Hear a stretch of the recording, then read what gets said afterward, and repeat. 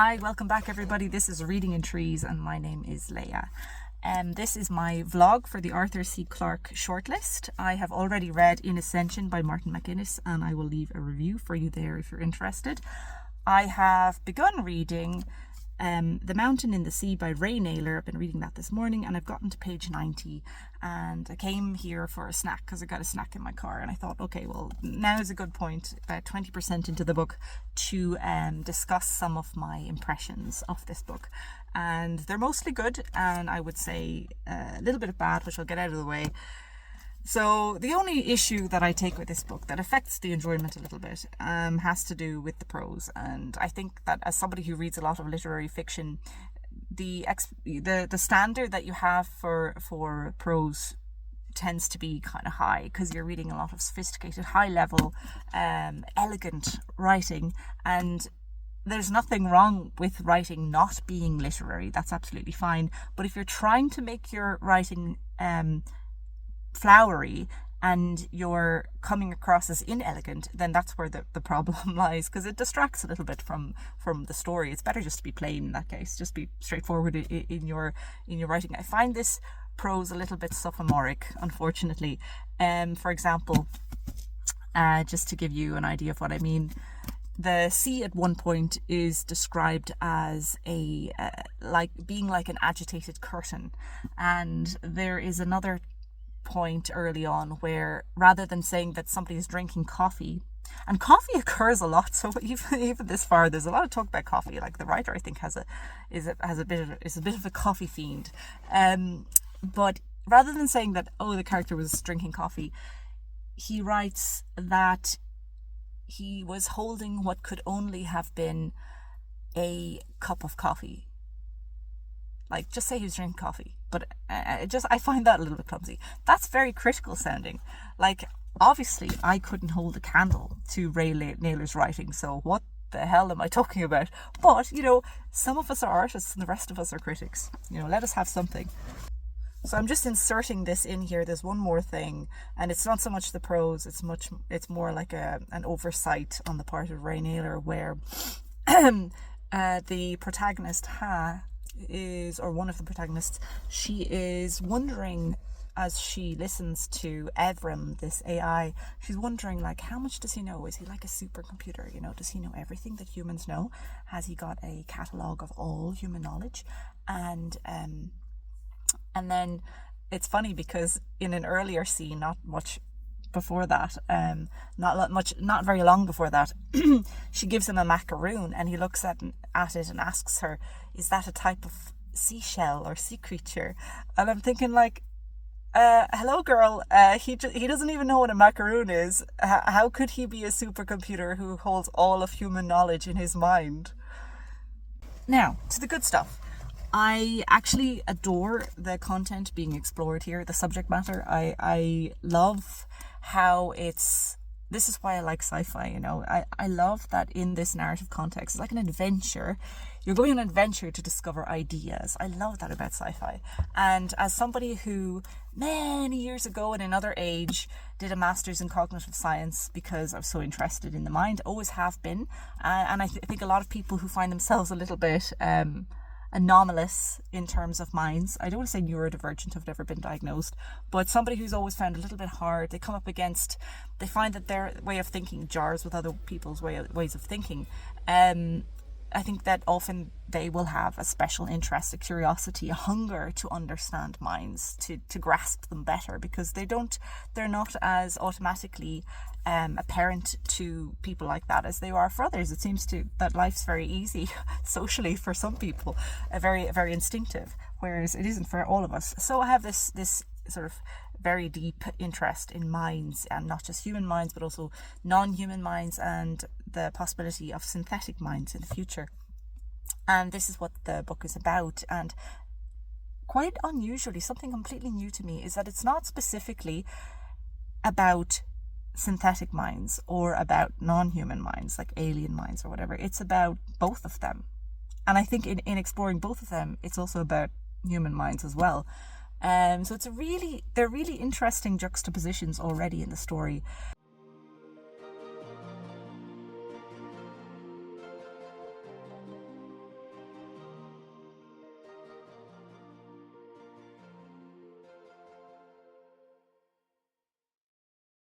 Hey everyone, it is a few days after I last spoke to you, and I have a little bit of time this morning, so I'm going to do some reading, and then I'm going to show you something pretty, and then I'm going to work on my script a little bit before I get on with the rest of my day. So I will check in with you later.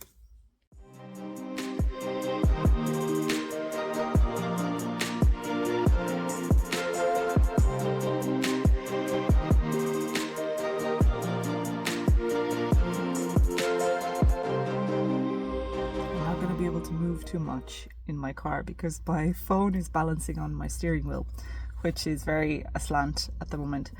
But I'm back. I'm about halfway through the book, and I thought, oh crap, I haven't actually given you a synopsis yet.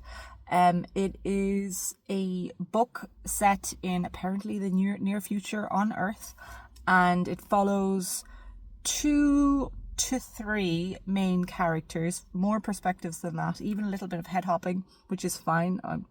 There was no issue there at all. And the main characters are Ha, who is a researcher of animal minds, an ethologist, I guess, who has been commissioned for this research job on these islands near Vietnam that have been cordoned off, and even the residents of the islands have been kicked off or paid off to move. And so the only people there are the people studying these cephalopod species, octopus species actually.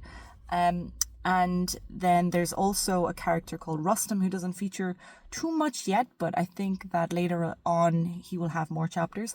And the other main character, I would say, is Aiko, who is a slave on a fishing vessel that is run by an AI. Essentially, the ship is kind of an AI. And there are guards on the ship that treat Aiko and the other slaves very brutally and make them work, because having slaves is cheaper than, like, keeping slaves alive is cheaper than having AIs run the ship, the robots running the ship.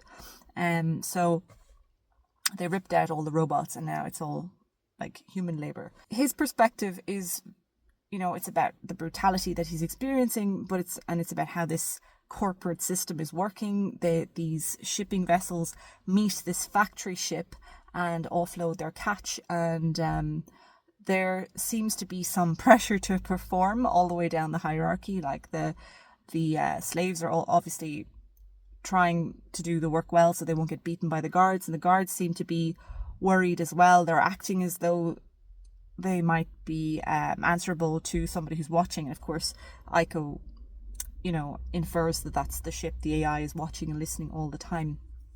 And so we're beginning to see more and more hints of the AIs being sentient or human-like in some way. The AIs running the ships and even capable of going mad. So that's one aspect, facet of the book. And then Ha's perspective is, it's all centered around minds. This book is all about minds that are alien to us and our own minds to some extent, or minds in general. And her perspective is, because she's working alongside the only android that's ever been created, she is getting to know the android, and like, there won't be any more. At the moment, it seems like the world has turned against androids and there won't be any more androids, so this android is quite isolated. And there's no question for Ha really about the consciousness of this. Evrim is the name of the android. But she's quite sympathetic to them, and she's kind of very curious to understand Evrim's mind. And then she's also kind of trying to discover whether this octopus species that her job is to discover if it's intelligent, really, essentially. It's funny, there's so many similarities between this book and Venom Slumpsucker, which won last year.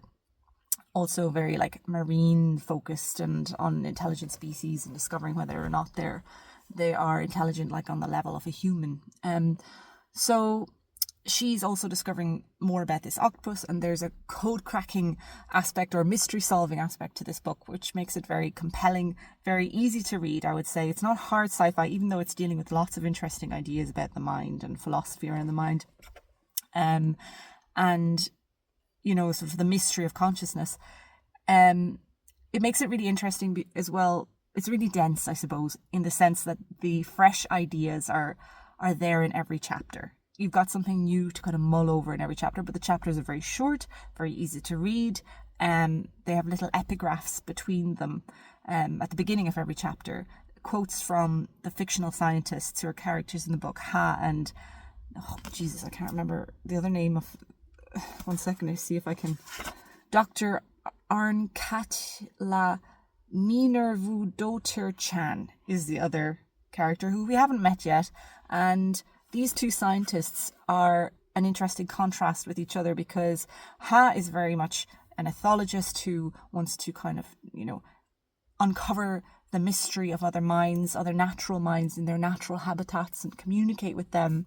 And her writing is quite poetic and has a soft kind of pensive quality to it. Whereas the other character is much more mechanistic in her approach to minds, and she attributes our ability, or her achievements, to the development of technology, and she's very much like about building minds, and I think she's the creator of the AI Evrim who Ha is working alongside.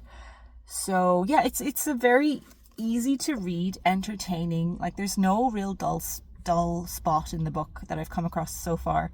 I would say that given my penchant for aesthetics in my fiction, I would say that on the literary side of things, yeah, it's not that impressive, but in terms of, I guess, for people who come to sci-fi for the ideas, which is probably most people, it's not failing to impress.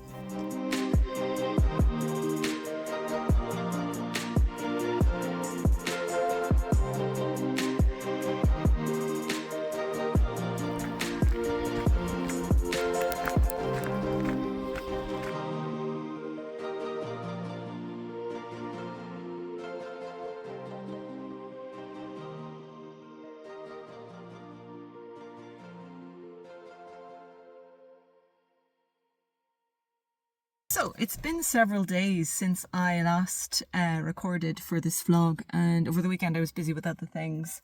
I didn't really give my sort of summary of, not a summary, but like my last thoughts on The Mountain in the Sea. Some of the themes and ideas that came up in that book were really refreshing to encounter in fiction. So as I said, the relationships feature large in this book, and the idea of like what we want versus what we need. And Ha, who I feel is kind of like she's fictional, but she's a sort of kindred spirit. I feel she's very empathic, and she often finds it hard to understand a lack of empathy in others and feels alienated by that. There's this one line where she says something along the lines of like, I don't need agreement, I need resistance in the relationship. And that these, an AI that is the ideal companion that agrees with everything that you want to do and so on, and any disagreement is kind of artificial. It's a mistake to think that can be a surrogate for a real relationship with another entity, another consciousness. So just an interesting thing to think about.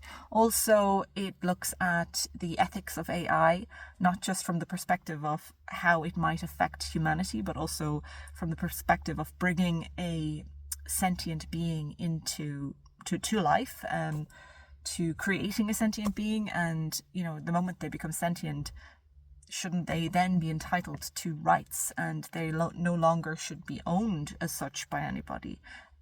Which is a right we don't extend to non-humans who are sentient, and we do own them still. We do have this idea of like it's okay to exploit them, and the laws that apply to inanimate objects often apply to non-human conscious beings. So lots to think about in this book. I really enjoyed it. I gave it a 4-star at the end, and it gave me more to think about intellectually than the other book in Ascension. But in Ascension was probably overall better on the literary side of things. I think the writing was better in Ascension, and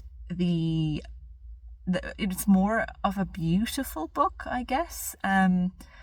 It's literary merit is better, but in terms of content to think about, in the sense of what a sci-fi book maybe should be, I think that In the Mountain in the Sea surpasses In Ascension, I think, although there's so much to think about after reading In Ascension as well. I'm not really sure. I think that In Ascension probably pips Mountain in the Sea at the post. But anyway, I have been reading 2 other books now, racing to get them finished. I can't get my hands on Corey Fa Does Social Mobility.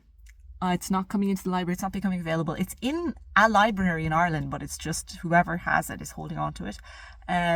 Maybe because they're also reading in advance of the announcement of the winner. And I'm not willing to buy it. I have bought the audiobook version because it was available on the app that I use, Zigzag. I bought the audiobook version of Some Desperate Glory. And even though it's a book that I didn't expect that I would really be enjoying that book. And to be honest, I think my intuitions were correct, and it is kind of a YA style book. I don't know if it's targeted at young adults, because some of the language and some of the allusions don't seem like they're suitable for young adults, but who knows these days what is acceptable now. But I don't think it's badly written, but it seems like it's written for an age group that isn't mine. A good 20 years younger than me, maybe. And then the other book I'm reading is in physical form is The 10% Thief, which is like lots of little short stories, all based in this one dystopian world. It's kind of like solar punk, but dystopia. And it's set in Bangalore, or what was Bangalore now is called Apex City. And it's a kind of corporatocracy. They call it a technarchy because technology determines your merit in the society, and you're rewarded according to your merit. So it's also a meritocracy. And it is abysmal, even for the more I read, the more I see that I think that the lower classes live better lives than the middle class. I haven't gotten a view onto the top 20%, the elite, and how they live. But they have access to even more advanced technology to experience virtual reality, even beyond what the middle class, which is the 70%, can experience. It is kind of a satire, I think, because it does in many ways resemble our social hierarchical societies, where the middle class are kind of aspiring and encouraged to aspire to become richer and to become part of the elite class and to become millionaires or billionaires or whatever. And often they are sort of looked down or attribute problems that they have to the lower classes, lower social classes. And yeah, so it is kind of a satire as well, because it's like a very extreme version of that, and everything is monitored very closely, your performance. So it's a surveillance state, and there's something called the I can't remember, something that's like the panopticon, like something. They're always being watched anyway and monitored, especially when they're working and through their terminals, their personal devices.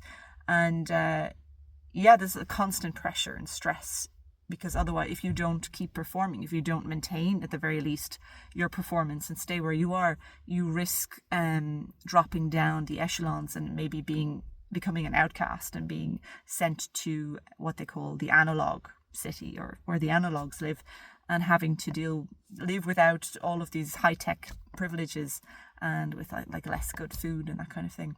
So it's pretty well written. It doesn't feel like my style of novel. Usually I'm not a big short story fan, and I like there to be time to get to know a character and to relate to a character and care about them. But these are very short stories. They're kind of like chapters, but with different characters in each of them. And I imagine that there will be some overlap eventually. There's kind of insinuations about that. Anyway, that was all very sleepily conveyed, because I haven't had my coffee this morning yet. And if I check in later, I might have a bit more pep in my step. So talk to you later.